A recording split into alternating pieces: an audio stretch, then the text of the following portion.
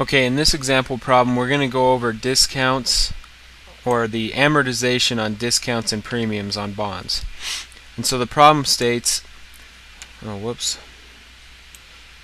ABC Corp issued 500,000 shares, $500,000 of 7% debentures to yield 11%.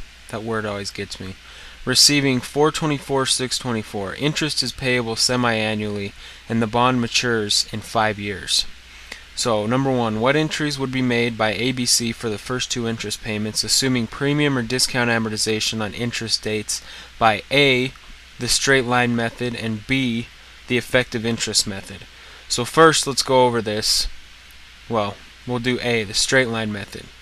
So, first of all, here are those two entries right here on June 30th and December 31st. So the journal entry looks like this. ABC would enter a debit to interest expense for the 25,038. They would enter a credit to discount on bonds payable for 7,538, and cash they would credit for 17,500 because that's how much cash they paid out. Now we'll go to this other table to look at where they're getting these numbers. So I want you to look at this right here. The straight line method for a discount. So what you're doing is, for ABC, they sold this at a discount of 424,624, but they're going to be paying back 500,000 over the course of this bond, or over the life of this bond. And so you set up this little table that looks like this. First, you need to know these. The face value is 500,000, the stated rate 7%, the market rate's 11%, and there's 10 periods. So for book value, all you do is you take this 500,000 and then you take what it sold for, 424,624. 424,624, and you subtract that from this, and you have 75,376, and then the 75,376 you divide by 10, which is the number of periods. So you have 75737. If we round that to to 0 decimals, you've got 7538. You'll see that's the number here. And so when you add this to the cash payment of 17,500, which is half of 7% of 500,000, that's how you get what the cash payment is, obviously. When you add this 7538 to the 17,500, you get 25,038. That is your interest expense. If we go back, you'll see the 2538 of the interest expense. Then your discount amortization is this number again, and you add this number to the book value each time. So this number is just 424,624 plus 7538. And then for a straight line method, these numbers are all the same all the way down. If you just continued this, it'd just be 7538 for 10 straight payment periods. So that's how you get that. So these two entries, as you can see, are exactly the same. Now, effective interest method is different because your the book value of the bond and the interest expense is changing every time.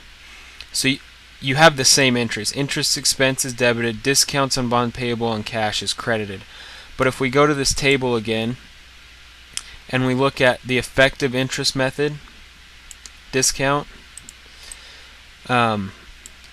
this is fairly different. So you have the 424,624. You're starting with the same number in this book value. You'll see the table set up a little different. It really doesn't matter if you do it this way, but the big thing is to know what numbers you're subtracting from what, or what you're adding, or whatever. So interest expense right here. Now the way you get this number is you take, so our market rate is 11%, you take 424,624 and you times that by 11. So I'll just show you in this table right here. Come on. You times that by 11. Sorry, 0.11, and then times, and then you times it by 0.5 because it's twice every year. So you'll see that this number, and if we round to no decimals, 23354, 23,354 is 23,354 right here. Okay, and then this minus your cash payment is the 5854. That's your discount amortization, and you add this to your book value. So 424,624 plus 5854 is 430,478, and that pattern just continues. So in this next one, you would take that same number, or you take your book value, times it by 0.11 times 0.5 again, and then you'll get this discount amortization. Notice this is going up each time because your book value is going up because you're approaching the 500,000 as you go down. And so these numbers change the whole time. So the effective interest journal entries change. Your debits and credits are the same, obviously. 23354 and 23676. So now we go to number 2.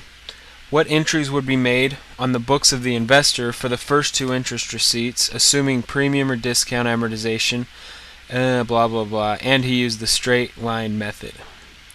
So the investor's books are right here.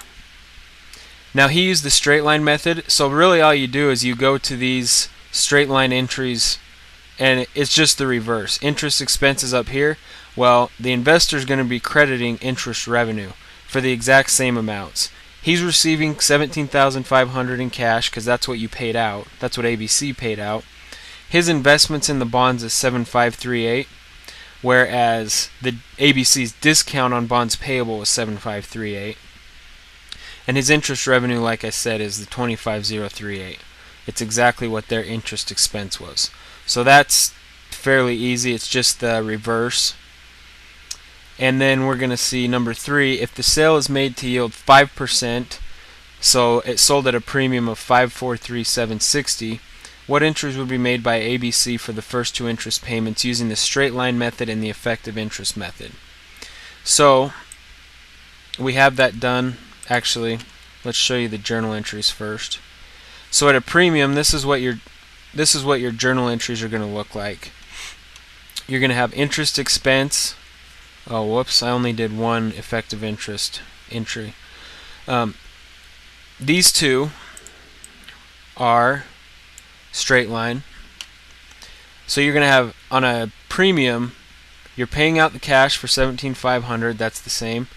You're debiting a premium on bonds payable for 4,376, and the interest expense is 13,124. So the way we get that, the straight line premium, you just take your 543,760, you minus 500, and that leaves you with 43,760. You divide 43,760 by 10 payment periods, which would give you the 4,376. And in this case, you're going down. So you received this much, and you're moving down towards the 500,000 instead of